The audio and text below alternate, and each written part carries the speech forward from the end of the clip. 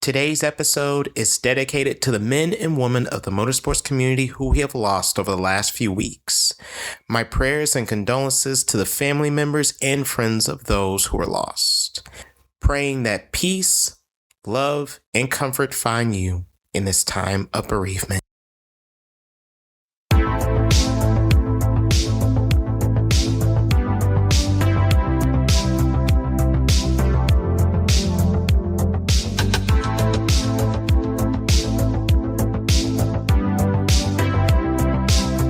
Hop in, buckle up, and get ready to lay it on the line. This is Not Speeding, Just Qualifying, a podcast that's just as fast as it sounds. Hello, family. I'm David Lawrence. Welcome to the Not Speeding, Just Qualifying podcast.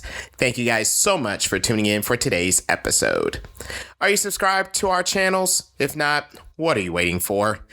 Subscribe to us on YouTube or search us in the podcast section of the YouTube Music app for Not Speeding, Just Qualifying. Subscribe to us today. Get access to our library. Catch up on everything you've missed throughout 2025 and get ready for a wild and incredible ride in 2026. First and foremost, Happy New Year, everybody. I hope you guys have enjoyed the holiday season and are ready to go. I hope you guys are excited for an adventurous and amazing year of motorsports ahead. I know I am. So today, as we look forward to 2026, and trust me, there will be some looking back. I know it's going to be a little weird, but go with me on this one. Anyway, back to the point. Today, we're looking forward. I want to do an episode, a Super 7 countdown of things I'm looking to watch for in 2026. And it's not confined to just one series. In the spirit of this show, we're going to I'm looking at 7 headlines across the motorsports spectrum. And we're going to see what kind of impacts and headlines they could make in the year 2026. Before we get into our main list, let's throw out a few honorable mentions. Formula E and their Generation 4 car and the development that we'll be seeing over 2026. Chevrolet's GT3 Corvette expanding to new horizons, heading to Bathurst for the 12 hour for the first time, and who knows where else that car may be racing in the coming year. McLaren has returned to IMSA GT racing in the hands of Rahal Letterman Lanigan Racing, starting at the Rolex 24. And Iron Dames modifying their motorsports presence for the 2026 season. Is going to be a much different look to the team, and we're not going to see the all-female driver lineups we're well accustomed to in the past, but a new business and driver approach that they'll be using starting in 2026. Hopefully temporary, not permanent. Now, let's get into our Super 7 headlines for the 2026 racing season. Let's jump right into it, and we're going to start in the world of NASCAR. Why not? Of course. If you guys have been in the NASCAR sphere, the biggest point of contention for at least the last decade, you could probably say 20 years now, has been this playoff system going all the way back to the chase for the Nextel Cup, which was originated in 2004. Safe to say we truly reached our point of tension with this 2025 ending. So topic number 1 we will tackle today on this Super 7 countdown of 2026 headlines: how will NASCAR crown their champion? As we record this episode, we still are unaware of how the champion will be crowned in NASCAR. All we were guaranteed is that there will be tweaks to the playoff format, especially after the hideous and very, very unsatisfying ending to 2025 that left a lot of fans feeling very empty and hollow, even with a deserving champion in Kyle Larson. More likely, unfortunately, there will not be a full season scoring system, which a lot of fans have been crying for, and some legends in the sport, including that of one Mark Martin, have been asking for. A form of the playoffs is more likely to remain as we go into 2026, but that's the biggest question mark. How will they look? We've been receiving everything from alterations to the current system, as in getting rid of the one race championship showdown instead of having just the top 8 after the round of 12, just going a 4 race showdown to determine the champion. And there's also a potential for the chase format, the original chase format from 2004 to 2013, returning with some tweaks to make sure they get as much out of the system as possible. But safe to say, we've seen the last of the one race championship showdown. Hopefully. Again, as I record this episode, we don't know which way NASCAR is going to go with this. So your bet and your guess is as good as mine. How are we going to crown our champion? Pretty sure that's going to be the first big headline we'll find out going into the season. Secondly, let's go to the land down under. Let's talk some supercars for a moment. It's a big year for supercars as well. A brand new manufacturer. Headline number 2 I want to look at is Toyota ready to go up against GM and Ford in the Supercars Championship. Toyota is set to enter the top flight of Australian motorsport for the first time in their history.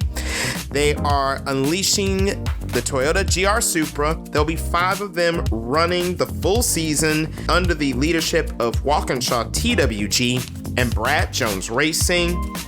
They will be flying the Toyota banner, and Toyota comes into their first ever assault on the Supercars Championship with the defending champion in Chaz Mostert. Talk about an added boost. The car has gone through plenty of testing and exhibition runs throughout the course of the last year in the lead up to Toyota's grand debut. The biggest question now, how competitive will they be?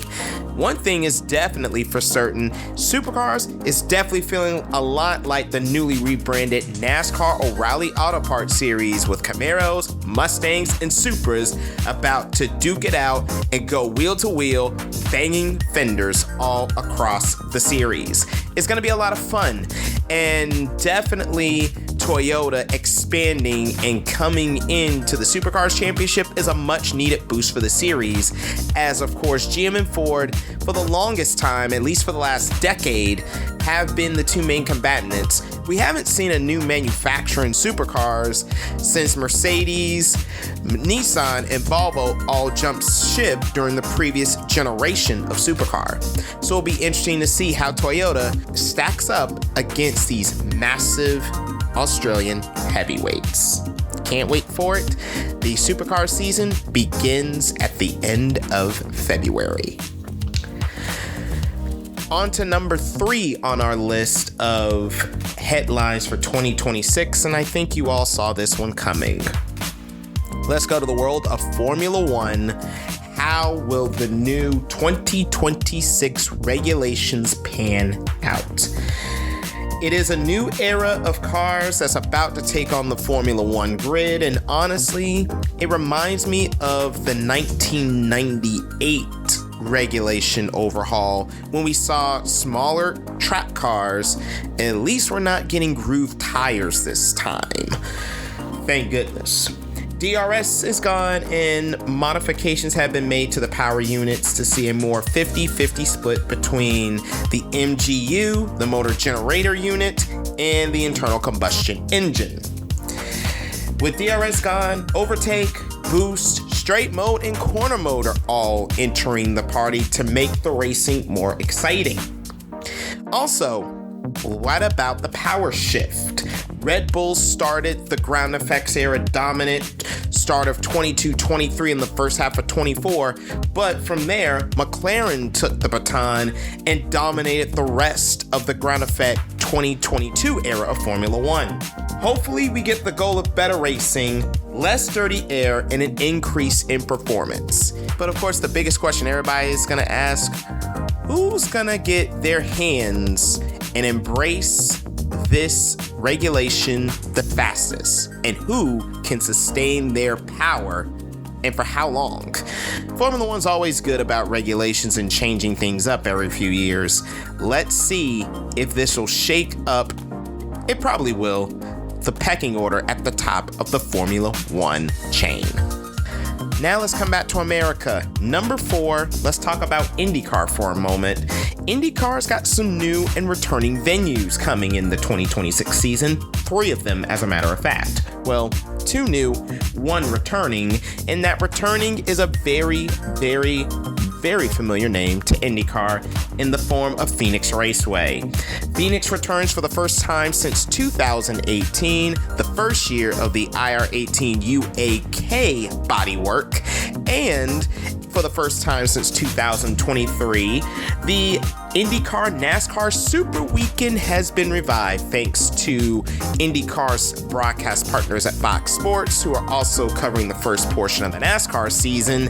They have aligned it up for IndyCar to have a Saturday afternoon show at Phoenix Raceway as part of the NASCAR weekend in March. So that'll be March 7th for the IndyCars, March 8th for Cup. Also in 2026, a return to a familiar market with a brand new venue. The much hyped and publicized Grand Prix of Arlington will take place the week after Phoenix on March 15th. They'll be racing around the iconic AT&T Stadium, home of the Dallas Cowboys, and Globe Life Park, home of the Texas Rangers, just outside the Dallas-Fort Worth Metroplex in Arlington. It'll be the first time the series has returned to the Metroplex since they last raced at Texas Motor Speedway in Fort Worth in 2023. Last but not least, let's talk about Canada's NTT IndyCar Series race. Toronto's exhibition place is out of commission due to the incoming FIFA World Cup that will be taking place this summer, so IndyCar needs a new place to go. They found their venue in Markham, a 20-mile drive from downtown Toronto, and they will be welcoming the IndyCar Series in August for the first time on a brand new street circuit. So racing will still be in Toronto, just going to be a little bit further away than what we're used to. But it's sad to see 40 years of racing at Exhibition Place go, especially all the great races and moments we've seen over the years at that track. It's definitely going to be sad to see it go, but glad to see IndyCar remains dedicated to the Toronto area, and I'm pretty sure the Markham Indy will be just as successful. Moving on to headline number 5 I have on my list today, and that is the debut of Hyundai Genesis in the FIA World Endurance Championship. Korea will be in top flight sports car racing for the first time ever, as Hyundai, through their Genesis brand, will be competing in the hypercar category. It's an in-house team led by former F1 team principal Cyril Abiteboul, and their GMR 001 is going to be using the LMDH platform with the skeleton of an Oreca chassis attached to it. This team will not be coming in cold, however. They've had plenty of time to test their GMR 001, and they have been building form in the European Le Mans Series in the LMP2 category, running an Oreca chassis in collaboration with IDEC Sport. Genesis has quite the driver lineup on their maiden voyage, which includes IMSA champions Pipo Derani and newly crowned GTP champion Mathieu Jaminet of France, who leaves the Porsche brand after over a decade, and joining them, former World Endurance champ and Le Mans winner Andre Lotterer. It's definitely a welcome addition, considering Porsche recently announced that they were leaving the World Endurance Championship. So essentially, Genesis is a welcome addition, right on time, and basically out goes one manufacturer, in goes another, but we got more manufacturers on the way, but that's another topic for another episode. Let's stay in sports car racing and let's move to GT3, and let's talk about one of the newest cars that will be taking to the track in 2026, the Lamborghini Temerario. will it keep up the brand's winning GT3 legacy? The Temerario is replacing the highly successful Huracan as Lamborghini's GT3 challenger starting this spring. It will make its global debut in the Sebring 12 Hours in the hands of Canadian Lamborghini factory team Path Motorsports. The car was put through its testing paces in 2025, which included running at the Daytona homologation test in November for IMSA. The car will also race in GT World Challenge Europe with a big boat of confidence coming with Rutronic, a longtime Porsche team switching over to Lamborghini to run the Temerario in the GT World Challenge Europe in 2026. I'm looking forward to watching this car perform and seeing how it develops throughout its first season. The Temerario is replacing a Huracan that over its 10-year lifespan won over 200 races, 100 championships, class wins at the Daytona 24 Hours, Sebring 12 Hours, and the crowning achievement for the car, overall victory at last year's 24 Hours of Spa. Only time will tell, but let's see if the Temerario has what it takes to keep Lamborghini's winning GT tradition going. And rounding out my headlines for 2026, let's bring up Colton Herta. Herta made one of the most ballsiest and biggest splashes in the silly season, announcing he was leaving Indycar, his home for the last 7 seasons, and is going to pursue his Formula One dream one last time, taking the unconventional route by going to Formula 2, and he'll be racing with high-tech Toyota Gazoo Racing. Many will see Herta in Formula 2 as a benchmark for the level of competitiveness that's currently seen in IndyCar today. Herta has been labeled as a talent and is very fast, but his IndyCar career has shown he has tendencies to be inconsistent and quite erratic at times. Herta will turn 26 shortly after the start of the 28-race Formula 2 season begins in Australia in March. Some will maybe consider that too old, but Herta is doing whatever he can to get to his Formula One dream. Does the American have what it takes to perform at the level he needs to get the super license to take that next step? He is a test and reserve driver for Cadillac this season, but if he performs well in Formula 2, surely will be only a matter of time before one of the seats at Cadillac opens up for the young American Herta. Well, guys, there you have it. Those are my Super 7 headlines that we're going to be looking at going into the 2026 season. What headlines are you looking forward to following over the course of this racing year? Drop us a comment or let us know on any of our social media channels which headline you're going to be following along over the course of 2026. All right, family, that concludes our first episode of the new year. And boy, are we excited for what we have to come. If you're excited like me and you want to follow along, make sure you're following us on our social media channels. Instagram, X, Blue Sky, TikTok, Threads, we're all at the handle NSJQ Podcast. If you have an idea for the show or if you have a topic you would like for us to cover, email us. The email address, dalmotorsports@gmail.com. Again, that's dalmotorsports@gmail.com. Also, again, make sure you subscribe to us on YouTube and on YouTube Music. That's the main feeds where the episode drops. So whenever we drop new content, make sure you are there. Make sure you got that bell ringing notification. So whenever something new drops, you will be the first to know. Lastly, do you want to follow me on my personal social media handles? The links to those will be in the description box to this episode. I will talk to you all again on the next episode of the Not Speeding, Just Qualifying podcast. Until then, I am David Lawrence. Always remember, you're not living life to the fullest until you're going flat out. So long, everyone.